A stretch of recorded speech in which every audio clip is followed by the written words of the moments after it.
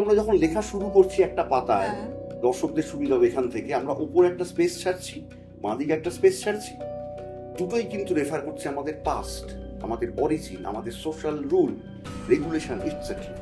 এবার আমরা এগোচ্ছি টুয়ার্ডস আওয়ার ফিউচার, তাই তো?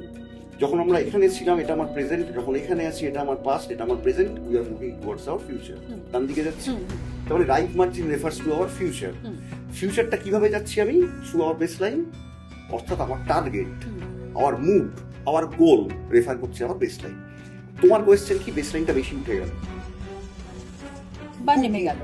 বা নেবে, নেবে যাওয়া is dangerous, it's a clear sign of depression. অর্থাৎ তুমি ফিউচারের দিকে এগোতে গিয়ে নেবে পড়ছো, কন্ট্রোল রাখতে পারছো না, একটু আপিস, নো প্রবলেম, স্ট্রেট হলে তো সব থেকে ভালো। বোঝা যাচ্ছে এই মার্জিন, তুমি লাইন লিখছো, লেফট মার্জিন একটা সোজা থাকা উচিত না, তোমার লেফট মার্জিন একটা এখান থেকে শুরু, একটা লাইন এখান থেকে শুরু, একটা লাইন এখান থেকে শুরু, একটা লাইন, অর্থাৎ your left margin is very wavy. That means you are not maintaining social rule regulation, you are not a disciplined person, you are very untidy.